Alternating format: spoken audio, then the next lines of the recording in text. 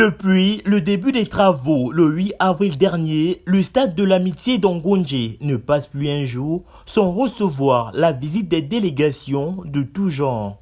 C'est le cas du président de la Confédération des ONG pour le développement, par ailleurs président fondateur de l'ONG Grandsen, que nous avons surpris. N'étant pas participant, il nous donne ses impressions.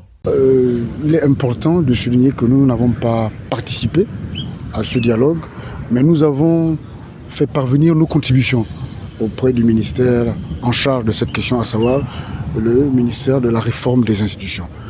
Et à travers ce que les médias diffusent sur l'ensemble des événements qui se font tout au long de ce dialogue depuis son commencement, nous restons confiants sur ce qui se dit, sur ce qui se fait, sur ce qui va se décider du point de vue des résolutions dans l'ensemble des commissions et sous-commissions. Donc nous restons confiants, nous faisons confiance à nos compatriotes, à ces Gabonais-là, qui prennent part justement à ce dialogue national inclusif, de telle sorte que les résolutions soient en faveur du bien-être des Gabonais.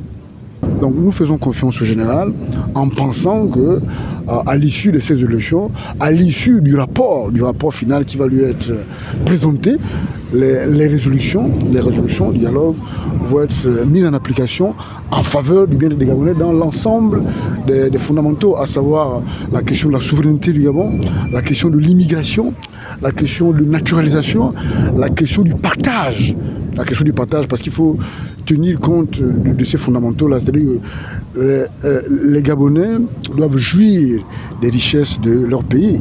Et pour jouir des richesses de leur pays, c'est-à-dire que les dirigeants, les décideurs doivent mettre en place des mécanismes de redistribution, de rétrocession des richesses du Gabon avec l'ensemble des Gabonaises et des Gabonais.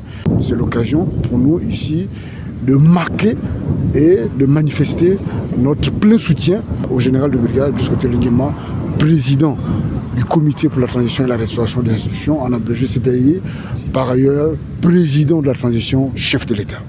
Durant ces travaux, plusieurs contributions font l'objet d'analyse et de réflexion. Pour ces Adamsion de ces Chiman Titsil, il est fondamentalement important de juguler le chômage pour l'employabilité des jeunes qui se disent sacrifiés. Le travail, c'est la condition sine qua non de tout progrès individuel et collectif. En ce sens, il est fondamentalement important que le président du CTI, le général de brigade Brice Clotaire Nguema, prenne toutes les mesures nécessaires qui vont dans le sens de juguler le chômage à travers l'employabilité. C'est-à-dire qu'il y ait des mécanismes concrets qui vont dans le sens de contribuer à éradiquer le chômage.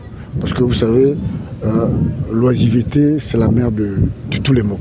Nous sommes rassurés à travers ce que nous suivons dans les médias, que les résolutions du dialogue et le rapport final que va recevoir le président de la transition, le chef de l'État, qui est le président du comité pour la transition et la restauration des institutions, le général de brigade Brice Clotaire Nguema.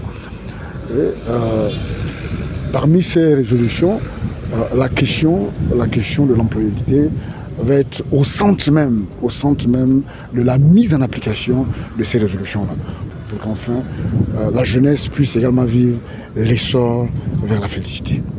Il y a plusieurs jours, le général de brigade Brice Clotaire Nguema, président de la transition, chef de l'État, a relancé les concours nationaux pour pouvoir justement favoriser justement l'accès à un emploi stable. Et ça, ce sont des mesures concrètes. C'est ce que nous attendons des dirigeants dans un pays. Et donc, nous pensons qu'avec la relance de l'EPCA, la relance de l'ENA, la relance même du recrutement à la fonction publique, beaucoup d'entre nous trouveront certainement un emploi. Ça, je reste confiant. Et même dans le secteur privé et parapublic. Voilà, donc voilà, monsieur, d'exemples concrets que je peux vous citer, qui vont dans le sens où la jeunesse ne va plus être sacrifiée, mais plutôt sacrée. Elle demeure sacrée avec le CTRI. C'est pourquoi je réitère qu'avec ces initiatives, nous pensons vivre l'essor vers la félicité.